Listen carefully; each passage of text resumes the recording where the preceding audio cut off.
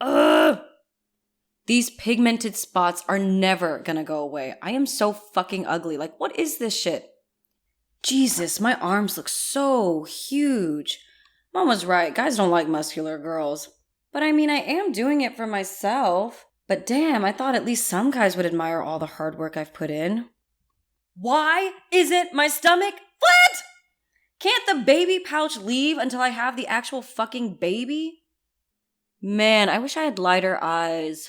Everyone has brown eyes. Hey, nose, could you, be straight from the side profile, too? That'd be swell. Girl, no offense, but how can you have so much hate for yourself? How are you gonna treat your eyes, your body, your face, your soul like that? Where did you even learn all of this? You know what? Forget that. We're about to unlearn it.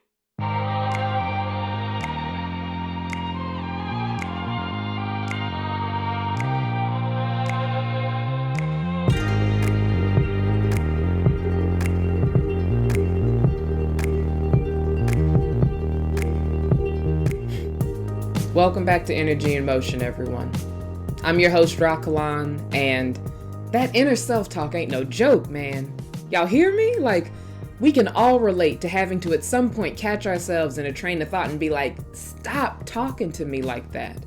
And that has a lot to do with the beauty standards that our world has imposed upon us. So I'm excited to introduce you to my guest today, whose inner self-talk you just got to hear. But before I do that, I want to make sure you're in the loop on all the different ways you can connect with me here at Energy in Motion. Number one, have you subscribed? Subscribing is a quick, easy way to make sure you have access next week to the episodes that will be coming out every Thursday here on whatever channel you're listening to us on. And then also, if you're just so curious and you want to know what we're talking about before next Thursday gets here, you need to make sure that you're connected with us at 3InMotion on Instagram and on Facebook. That handle is the number 3, the letter N in the word motion. So do not hesitate to reach out if you have questions, ideas, or epiphanies during this conversation that you just really want to share. I really want to hear them. Let's go ahead and introduce you to this week's guest. Her name is Poonam Desai. And she's the author of an amazing book dropping this February called Life's Open Letters, which is all about us having to take a look at the life we were given and to realize instead of being so focused on changing it immediately, let's try to understand exactly why we operate the way we operate and what we can glean and gain out of it for the way that it is now and how that will transform it into the way we want it to be. Poonam herself has struggled with self-esteem and body image issues all of her life, trying to determine whether to be beautiful to Indian standards or American standards as an Indian American woman, and then finally maturing to the point where she just realized, I need to be up to my own standards. So this conversation is super transparent. I loved everything she gave to it, and I know you will too. So if you have any questions for Poonam, make sure that you reach out to her at author Poonam Desai on Instagram so that you can engage with her over her process in creating this book that is going to bless each of us. So let's go ahead and jump into this conversation about how, beauty is truly a beast.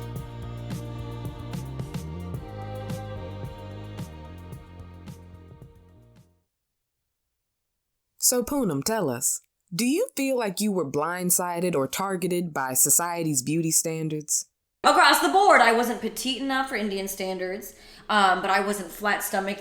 I'm an Indian woman, and Indian women, genetically, are very, very curvy. Yeah. And as a personal trainer, deep down, I know how absurd it is for all these women to want super, super flat stomachs. Yeah. Because I know all the factors that play a role. Yes, genetics, all these other things. The way you eat, the way you live. But then, even though I know the science behind it, I'm still I'm not, Indian standards were just so difficult to keep up with, and then American standards, and then I felt like I had to pick, right? Yeah. I either adhere to Indian beauty standards or American beauty standards. So when I was younger, I just picked American. Yeah. I was like, at least I'll pick one and I'll strive for that. Yeah. But I'm not, and I don't think anybody is. I think they can be whatever standards they want. Yeah. And I'm like, why can't I keep up with these standards? And I'm like, because they're made by, idiocracy everywhere. They are made of idiocracy everywhere. And on top of that, it's also frustrating because we're looking externally at people who sometimes don't even look like us, wondering why we don't look like them. When in the first place, why wouldn't we look to ourselves to determine what makes me feel beautiful?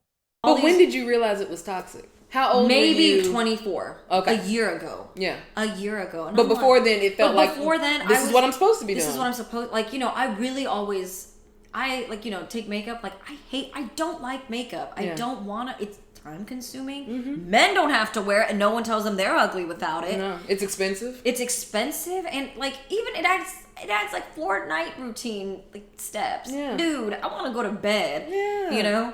But it's like, oh, I gotta at least wear something. Yeah. I can't just go out without anything. A bare face. Yeah.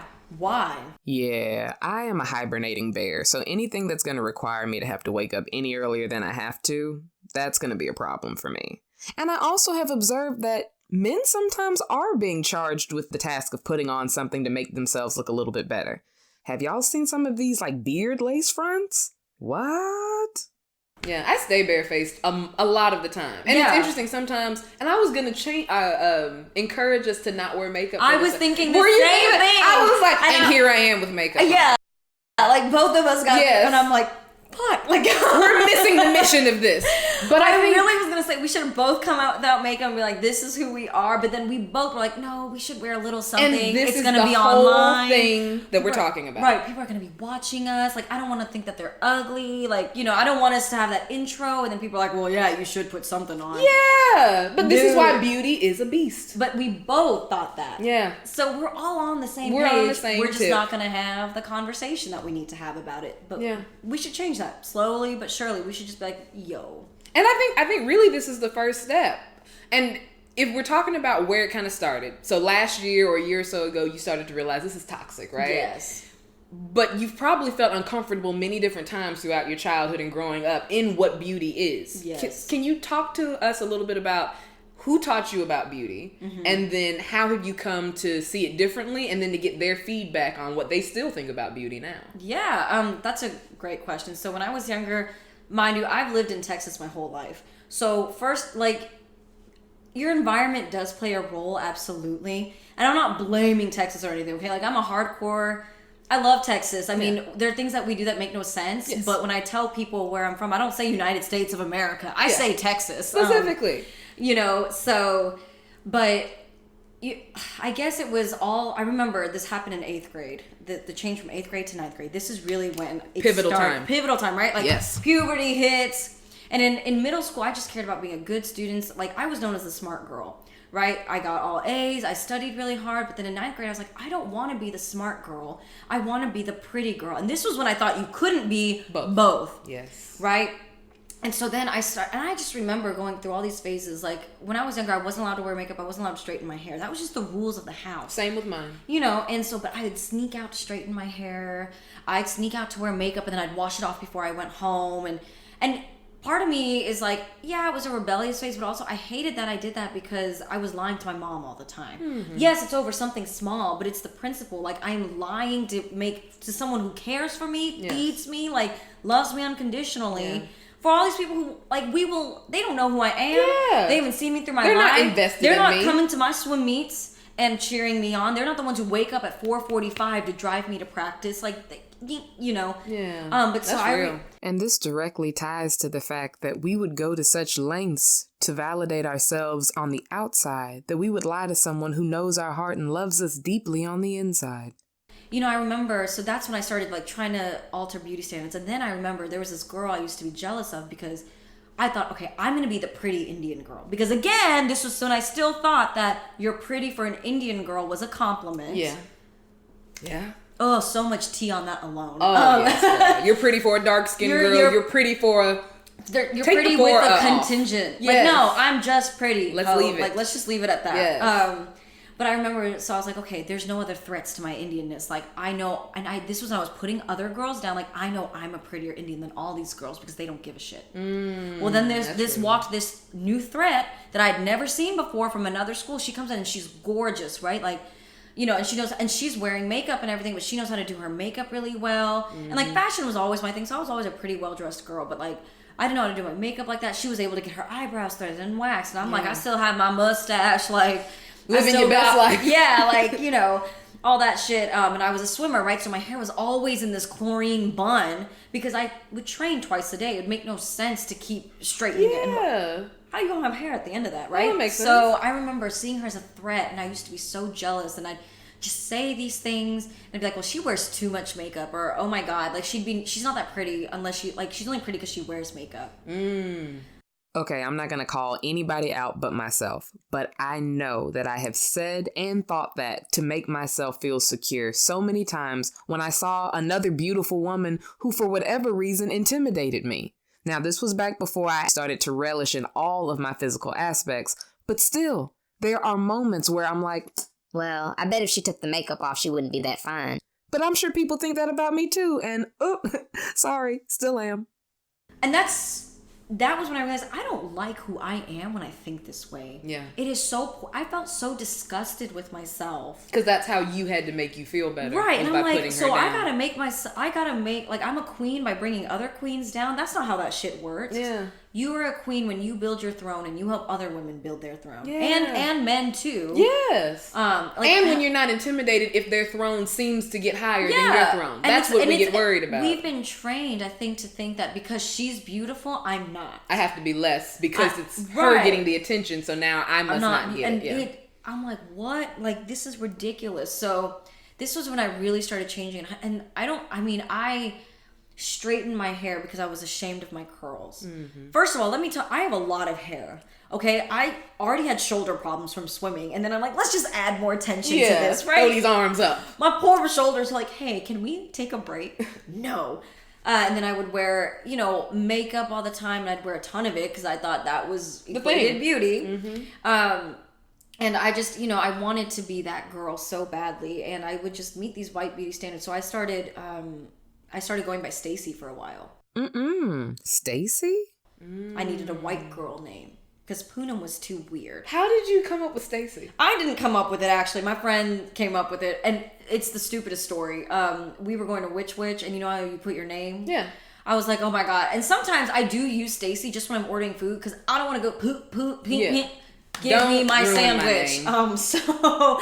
I was like, okay, guys, let's just do, like, we were doing an office kind of theme. So one of the guys was like, okay, I'm going to be Michael Scott. The other guy was going to be Dwight Schrute. And I'm like, okay, I guess I'll be like Pam. Yeah. And they're like, no, we're going to give you a stripper name. And I'm like, wait, what? All right. So I'm thinking Chandelier, Ecstasy, like Starlight. They're Champagne. Like, Stacy. And I'm like, that's not a stripper name. Now, the only reason I know that there's actually a Stacy on The Office is because I'm obsessed with the show.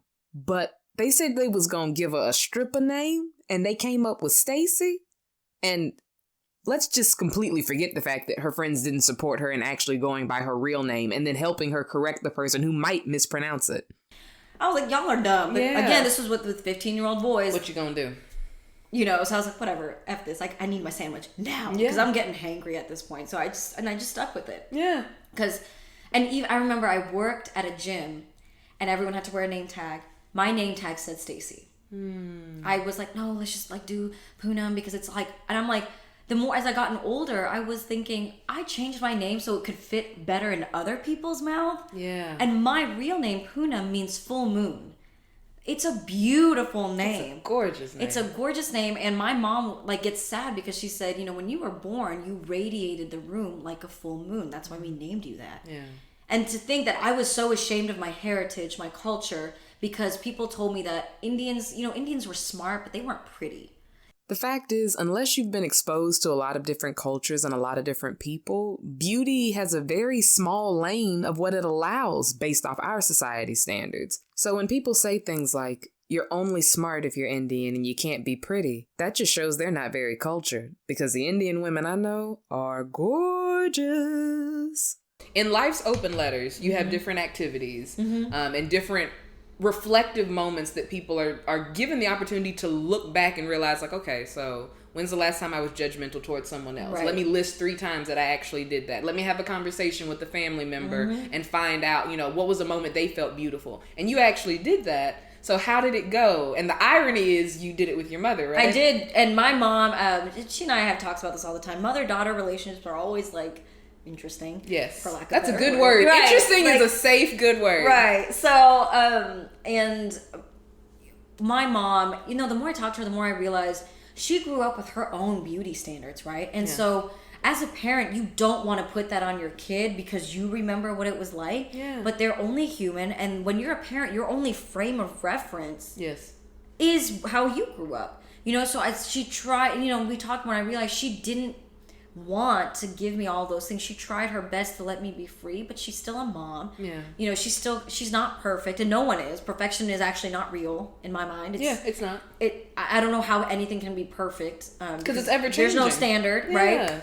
And, so I started being more sympathetic. I realized she's not saying these things out of rudeness or hatred or a bad place or just to make me feel like garbage. It's like, this is how she was able to feel better about herself if she met these certain standards. This was her experience of the world. Right. And so she's like, and she's still, right? Like when you are growing up, it's not like you immediately change with the world. You're still kind of, you remember the world you grew up in and you stay in it. You do. Which is, everyone does That's a great point. Everyone does. Like when I get older, I know I'll be like that. I'll want to change, but I'm not living in it, right? So it's hard for me to fathom maybe what my niece will tell me. Yeah. My 7-year-old nephew will tell me. Yeah, I don't know. Yeah. So the more we talked, that was one big realization I had. And I started to be kinder towards her as well. It's easy to be bitter towards someone who made you think that way. Yeah. And you're like, this is your fault. I have all these psychological issues because of you, blah, blah, blah, blah, blah. And I'm not saying like you immediately forgive and forget. What I'm saying is for yourself, if you can understand where they're coming from and you can understand those things, that's better for you. Yes. So, of course, this leads me to ask the question so many of you are used to hearing me ask. And that is, would you rather be right or would you rather be happy? Because if you'd rather be right, keep blaming that person who inflicted that negative self-image upon you. But if you'd rather be happy, then understanding is your best opportunity.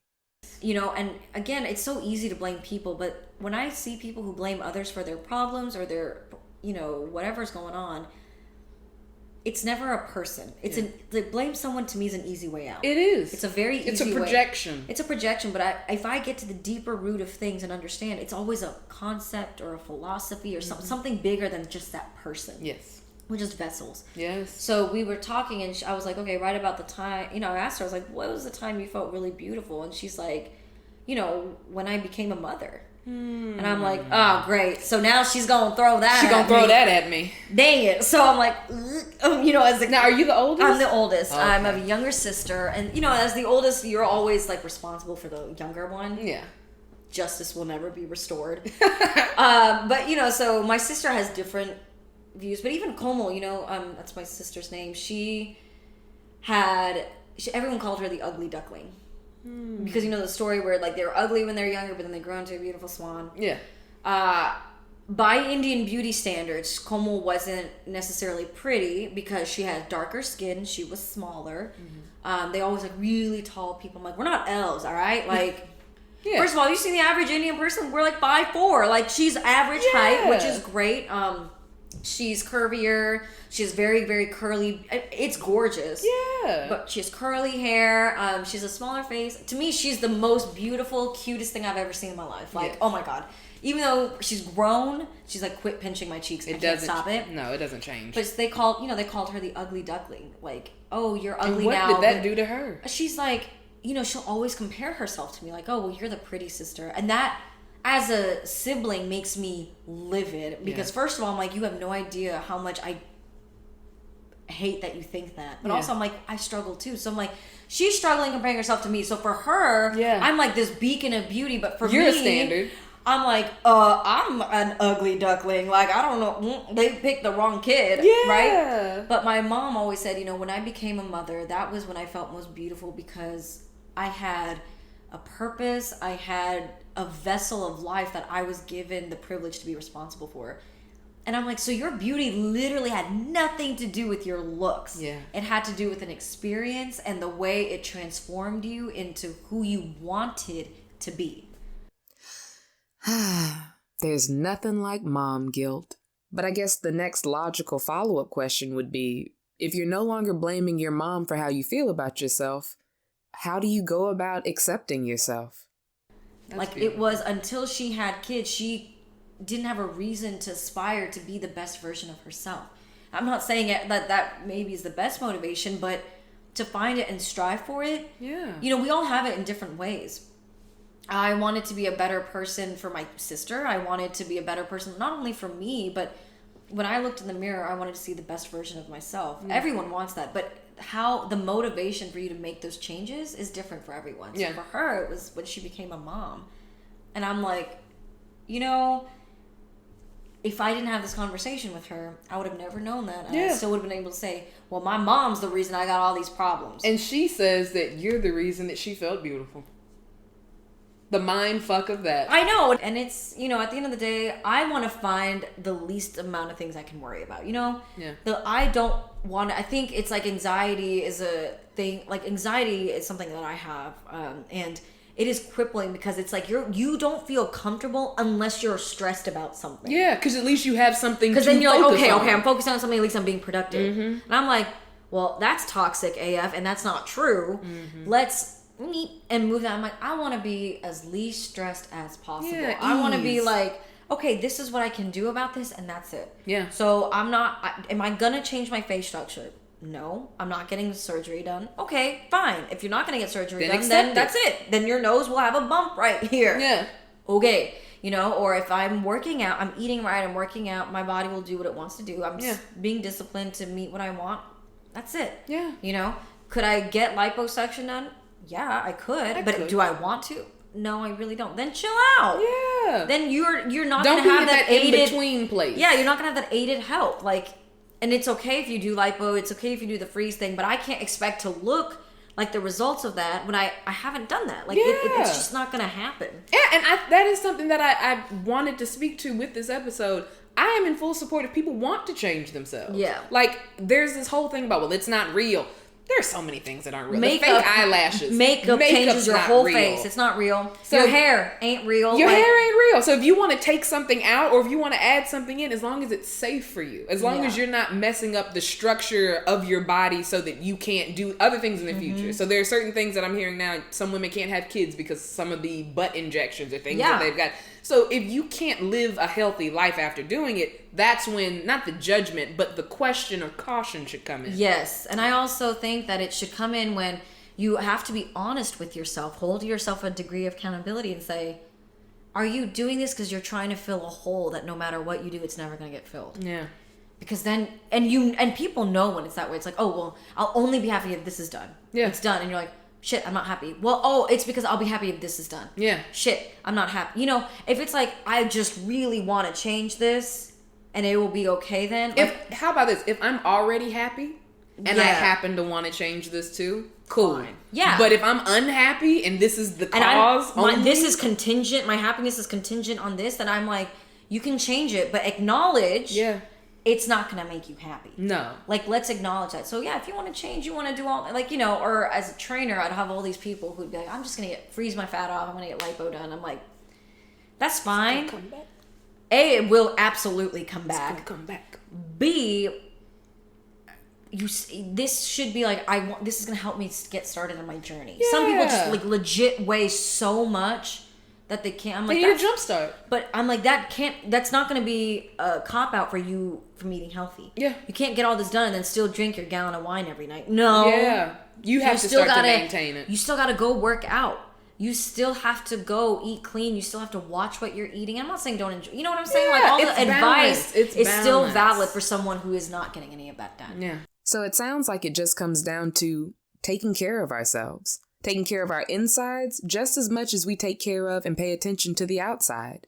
And when we start to pay attention to other people's outsides, I asked Poonam, how does she interact with women now moving forward since she's began accepting herself? And as I got older, I'm like, I talked to more women, first of all. I used to be very averse to women just because I would watch women being displayed by, and they were characters, especially were written by men who hated women. And I never recognized that. But as I started talking to more women, realizing, what powerhouses we were. Yeah. They were all just tired. That's what I noticed across the board. They were tired. Like, deep down, they thought they were fine. Yeah.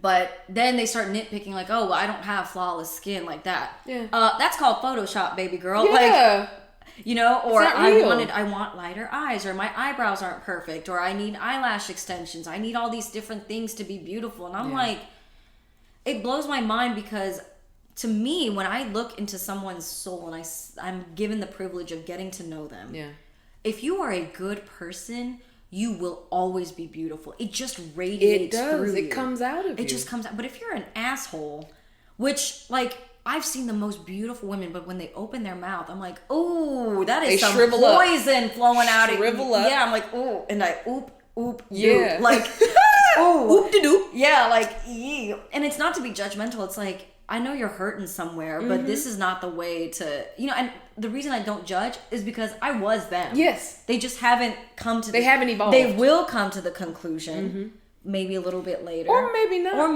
Because not. some of them, they subscribe to that because that's the game. Like, this is the game that we play. Like, oh yeah, we all know that beauty isn't everything, but beauty is how I get my paycheck. Right. Beauty is how I make my money. So you're not about to, like, belittle how important beauty is to me just because you are off on some consciousness tip. It's like, I don't have to make you feel less than just because you do make your money from that. That's the problem. But you don't have to make me feel less than just because I don't need to do all that to feel like I can provide for myself. Please hear me well, my beat-faced beauties. I am not knocking your skill, your talent, your artwork, your hustle. I actually appreciate what you do to yourself as well as what you can do to the rest of us who sometimes just don't know how. All I'm saying is whether you have a priority to beat your face or it's not a priority, we're all entitled to our preferences. That's the problem when people don't, like, they're all busy, like, well, you think this, I'm like, whoa, hold the phone. Like, we are all understand, like, this is where we need to draw this line. It's, finding that middle ground. If you find your, like, you feel beautiful and you're like, this is how I make my money, and that is awesome, but the difference is, like, you can't tell, like, you're not better than someone because you're living to these standards. Yeah. And that someone's not saying they're better than you because they don't live to those standards. It's that you guys find your worth, but it's not okay to see less worth in someone else. Because it's different. That's the difference. And I think that's where the true wokeness, if you will, comes from. Yes. And so I know a lot of girls who are like, well, I don't subscribe to that. And I'm like, you're no different because you still think you're better because you don't subscribe. Yes. That is not real confidence. To me, the confidence comes from, I am who I am. Yeah. I'm not changing for you. And I don't think you should change for me. No. You don't owe me an explanation, and I don't owe you an explanation. Yes. And I'm going to be who I am, and I'm encouraging you to be who you are. And those are the spaces as women that we are missing. Yes. We are missing the spaces of, this is not a competition. Your only competition is the person yourself. who you were yesterday. Right. Who are you going to be today? Yeah. And let me find ways to encourage you in that without making you feel because you're doing it different than me that you're not doing it right. Exactly. You can't do it wrong unless you are judging someone else on them doing it wrong. Exactly. Yeah. And it's like, I'm like, as women especially, don't we got enough shit to deal with? There's too much. Honest, and here's the thing, I wish more women, and especially with beauty, I know so many girls where they're like, if I don't have my beauty, I have nothing, because they've been told their whole life that their value is rooted in that, and that if they can't offer beauty, they can't offer anything. That's why convos like this are imperative, because women are walking around, some of us at least, thinking that our rent in the world is being beautiful, and that's not true. That is an ignorant mindset to subscribe to, and Poonam has some thoughts about ignorance. And that's, and ignorance is not a bad thing. We're all ignorant. Yes. We're all ignorant. But if you're arrogant about your ignorance and then you're still behaving the same way, that's when I'm going to be like, what are you doing? Yeah. Because you're not as good of a person as you think you are just because you're telling other people to be more conscious. I think that's another thing that we see in the 21st century. Yeah, especially now that we've started to even become interested in becoming conscious. There's a consciousness tip going on where it's trendy even. It's not even about the actual enlightenment. It's not at all. It's not at all about that. It's trendy to do yoga. It's trendy to meditate. It's trendy to do like self-improvement. So we're not even coming from a genuine place with it. And that's why I love having these conversations because Let's call ourselves out on our shit. Let's call ourselves out on our shit. Let's acknowledge the fact that we both thought to not wear makeup for this episode. And we both wore makeup for this episode. Still did. Because we are still we're not above the societal pressure. Right, we're not above it. So we really just need to create more spaces where, because you had just said, you're like, we are who we want to be. But are we? Are we? Do we know what we want to be unless we're comparing it to someone else? Right. And how do we get out of that mindset? Right. And I'm literally talking about how to be comfortable in your own skin. Yet here I am. Yeah. Here I am. Struggling in my own skin. And it's great to acknowledge that we are not above it. It still plays a role. Yeah. And it is a slow but steady unlearning. Yes. And I'll go out every day on the day-to-day basis, I won't wear makeup. But the minute I'm like, oh, this is gonna be online, people gonna see me, I want them to tell me that I'm pretty. Yeah. Remember, this face is the pretty face. And I was like, I have to wear makeup in order to get that compliment. Someone could have thought the same thing without my makeup, where I'm actually the most comfortable, therefore I feel the most beautiful. Yes. And yet I was like, I gotta put on some lipstick. I gotta put on some It's almost like mascara. shields. It's almost like guards and armor that we put on. So it's like, so that the things that you think don't hurt me. Right. And the truth is that they might have thought beautiful things without all this armor. Right. And you could have soaked that in. Or they can still think like, oh, that lipstick's a little too dark, honey. They might still not like it. They might be like, oh, what is with your hair, girl? Yeah. Like, you know, or they might just be like, yeah, I'm not really into dark-skinned people. Don't y'all know that the chocolate drops are back in season? So it wouldn't have mattered. It wouldn't have mattered none anyway. of the things we did. It wouldn't have mattered anyway. Yeah. So, you know, when we're talking about these things, it's like, let's be authentic in the sense that I believe in being completely honest. We don't need to hide the fact that there are days where we are like, I have to put on makeup. Yeah. You know, like I have those days.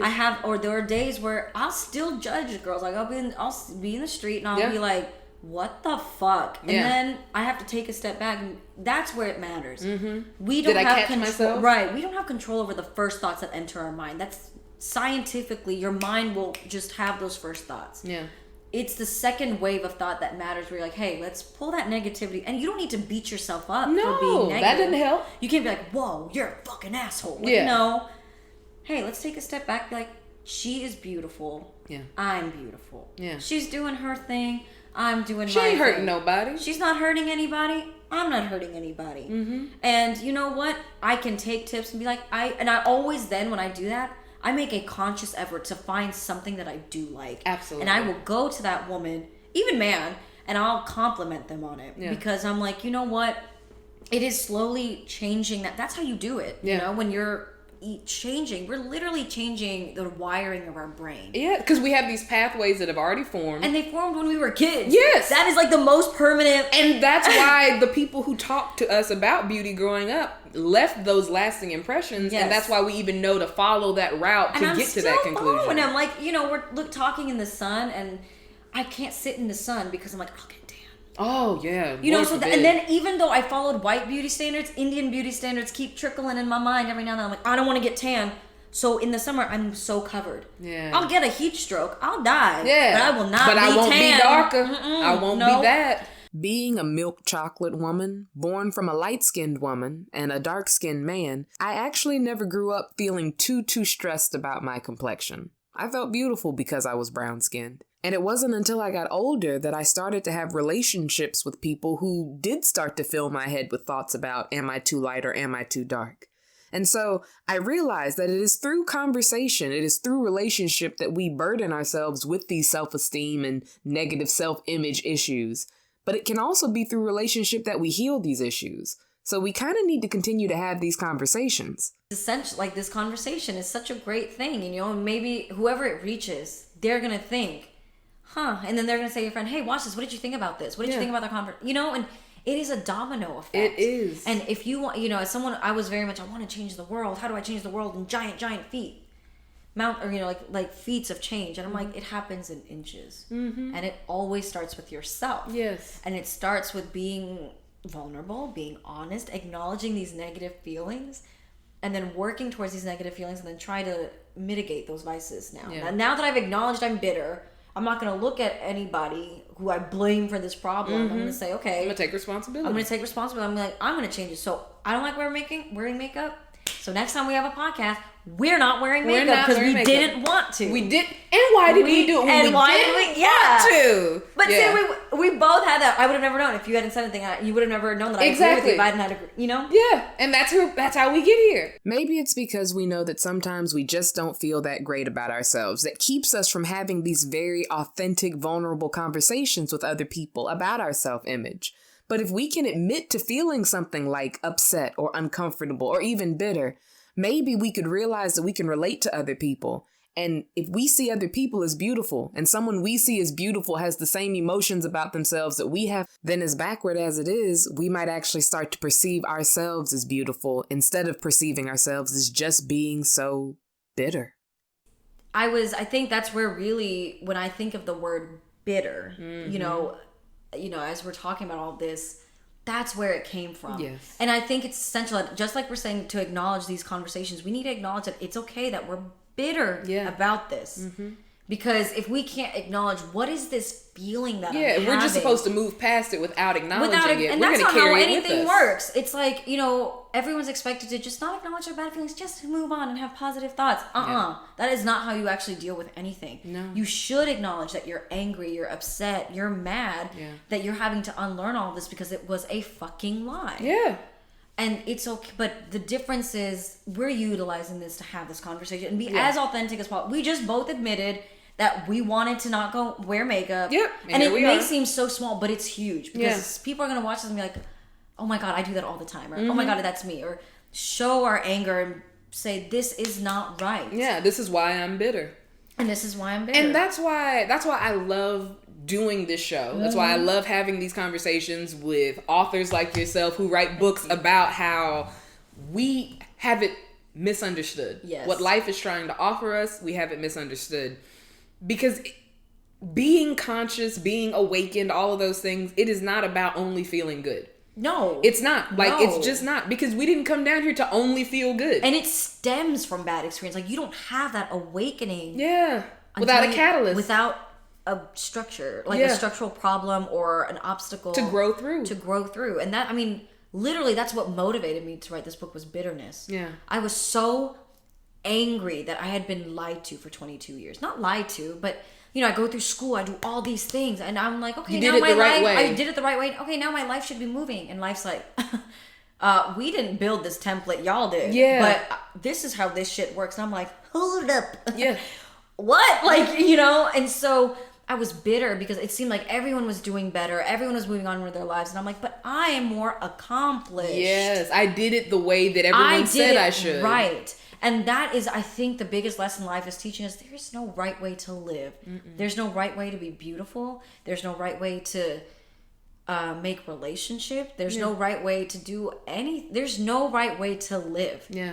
As long as you're living by your standards of what you want. What is your standard of happiness? If that's different than mine, fine. Yeah. You know, and then, there's problems when people begin to clash. Like, when the conflict comes. You know, when there's political issues and whatnot. So I'm not referring to that because that's a whole nother there is 7 hour. a right way to live in the sense of, you know, like, respect man. Yeah, and you can't deny people their rights just because you don't agree with their lifestyle. Yes. Like, let's stop that shit. Yeah, like, let's not be like, let's open that conversation. No. But on an individual basis, there's not a wrong way to live. No. You can live by your own, but you have to determine what your standards are. And we don't know how to determine them without comparing. And that's the clusterfuck. We have to live and let live. We can't infringe on other people's rights to have their preferences just because their preferences don't match ours.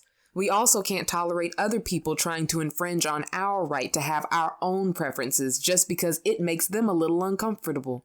We all have space to swim in our own lanes. We just have to know our lanes and stick to it.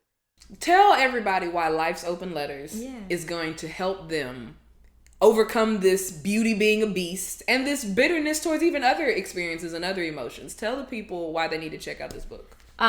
Because I need money. I'm poor. I'm poor.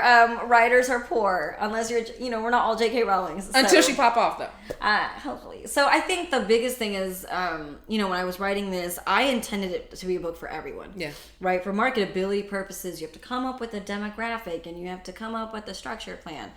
But real talk, as I was going through and it was only 3 years, but it felt like a lifetime to me of I just hit after hit after hit after hit. I was like, dude, life is just being like, let's see how deep we can bury her. Yeah. Deep sea. Like, is she still breathing? Let's go a little bit deeper, you know. But I think it will help them because it's vulnerable and honest. Like, it's not me talking like this. I've given it a persona. It's very meta. And people will take advice from life. Right, A, that was it. And B, the activities, I didn't want it to be find your inner peace because everyone's asking, how the fuck do I do that? Because, it's like, I wanted it to be a practical book. I wanted it to be a book of, we all go through this. We're all making these different observations of the same situations. Yeah. You know, like everyone has different interpretations. I even wrote that in there. It's like one event can happen and there are 20 different interpretations from it. And so it's like I wanted people, you know, I think it'll help people because it's acknowledging this one reflection of life. There might be things they disagree with. There might be things they agree with. But no matter what, it's getting them to think about it. Yeah, it's challenging them. It's challenging them. And I think that we are not being challenged enough in ways that we are. That's why we're so hungry for it. Yeah. We're mentally challenged, like in the sense of, you know, we're working all the time. Our brain is tired, you know. But our souls are not being fed, I don't think. Agreed. And I'll talk to 50-year-olds, I'll talk to 16-year-olds, I'll talk to 7-year-olds, I'll talk to 80-year-olds. And they're all kind of in this quest, if you will, for searching for their soul, searching for their meaning. And it's like every once in a while you'll meet someone who's content. Not even, like they're not happy, they're not like peaceful all the time, they're content. Yeah. And they're so at ease. And I'm like, I think that's what we're hungry for, is I just want to be at ease. And everyone thinks that means having everything around them being perfect. It's like, no. That's an internal thing. It is adjusting and finding your center of gravity when your gravity keeps, you know, when your topography keeps changing. Yes. And I don't know if it'll help anybody necessarily find that, but I think it's not going to be a one-stop shop. No. But it is, I think, asking the questions and creating that conversations and creating this bubble of space where you feel at peace to think about it. Yeah. Because, you know, if you just like start thinking, everyone's gonna be like, what the hell made you think of that? But the minute you say, I'm reading this book and this is what I thought of it, all of a sudden someone's like, oh, I was reading, you know, it makes it safe. The book aspect. It's like, oh, now it's a book club. Yeah. You can't have a soul search club, but you can have a book club. And in essence, that's all this is a soul search club disguised as a book club. Yeah. Just to create that space of, it's okay to talk about this. It's okay to say, I don't agree with this necessarily, but, oh, well, why not? Oh, well, I think it's, and then someone, you know, just different perspectives. I think, and the activities I think are very practical. Yeah. That was one thing I wanted. I was like, I am not going to have these dumbass activities where you're like, I was searching for inner peace and then you've asked me to find my inner peace. This doesn't make sense. I'm confused. That's too abstract. It's very like... The activities you have on here are very to the point and clear. Like, write down a time when you felt you were stunning. Yeah. That you either know you felt like that or you don't. And both will teach you something. Yes. And if you never felt stunning, then it's like, oh, How do I feel stunning? Well, what makes me feel stunning? Yeah. So it gets you to start asking questions. And great question. Have you ever clouded beauty's purpose with its power? Mm-hmm. So these types of questions that this book asks are the reasons that... So there's an event that's going to be started called Conscious Conversations that Energy and Motion is going to be encouraging people to come out to. Yes, you heard correct. Energy and Motion is now hosting events. The first of which is called Conscious Conversations, which will be held nowhere else other than For the Culture Studios. This event will be happening every third Wednesday of the month. I'll definitely make sure to post details as we get closer to the event's first date in March, but you make sure that you're following 3 in Motion on Instagram so you can be in the loop. And so I would love to have you come out and like lead us and facilitate us in some of these activities. I would be so honored. So that we can have these conversations publicly. But I would be so honored. We need to stop doing these conversations just in silos. It's great to have a podcast to put it out so people can hear it. Right. But then it's nothing like having face-to-face interaction. Yeah, and you meet new people, right? I know you, I know Chelsea, you know me, and that's great, and we're having an awesome conversation, but I'd love to just sit with a stranger and be like, let's get real, let's get raw. Absolutely. We're in this space together. And there's something almost liberating about it. It is. It's like, I can't stop smiling because I'm like, okay, so she also did, it's something so small. But yet I feel this connection. Yeah. And I'm like, we're going to know each other on a deeper level than ever before. Yeah. Because we may not agree on everything. And that is beautiful. Absolutely okay. But I'm going to think about something that you've said and be like, oh, that's so... You know how we do these types of discussions with shows, with music, with everything. So we use it as a catalyst to talk. So let's use so I Life's made a Open book, Letters and I'm like, all right, here's the vessel. Yeah. Let's have the conversation. Well, thank you, Poonam, for having this conversation. Well, thank you so much for having me. It was such a pleasure, and I had such a great first time speaking experience. Yeah, girl, you are built for radio. You got a great voice. Oh, thank you. I try. Catch me later with my own podcast. Yeah.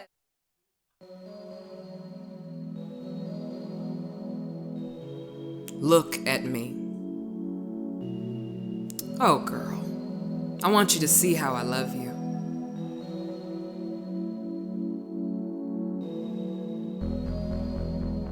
No, don't hide from me.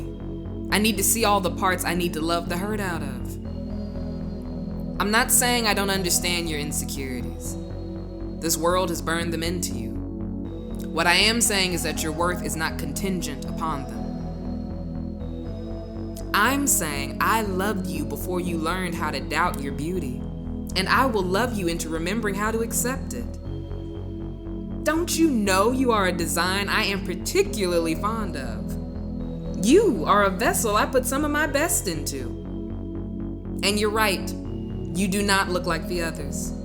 You were never meant to. You look like yourself. And if we can get you to remember what it means to truly be you, I do believe you'll see everything that I do. Girl, you are everything beautiful.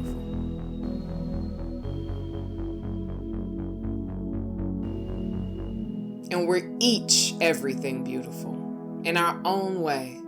And the sooner that we can accept that for ourselves, the better off we'll all be, because we can share it with each other without shame and in full confidence. So I want to thank Poonam for leading by example, sharing herself and her full confidence and all the things that she's still learning how to be confident about. Make sure that you reach out to her on Instagram at author Poonam Desai to share your thoughts and your epiphanies with her, as well as with us at 3 in Motion. I am so thankful for you tuning in. I am so thankful for my guest bearing her heart the way she did and for creating a space where I could bear my heart the same way. And in support of what we talked about today, that is why during the intro and during the outro, my face is bare. Not because it wouldn't be great if it was beat, but because I didn't want to put on makeup just to record this right now. And because I didn't want to, I didn't. So thank you, Poonam, for reminding me to be thoughtful about what I do to myself, reminding all of us to be thoughtful on how we speak to ourselves, and just sharing everything that makes beauty a beast, that is a beast that we can fight and bear together. So thank you all for tuning in. Thank you again, Poonam, for joining me. And as always, Energy in Motion family, you get to feel whatever you may feel, and you will always deserve to heal. Peace.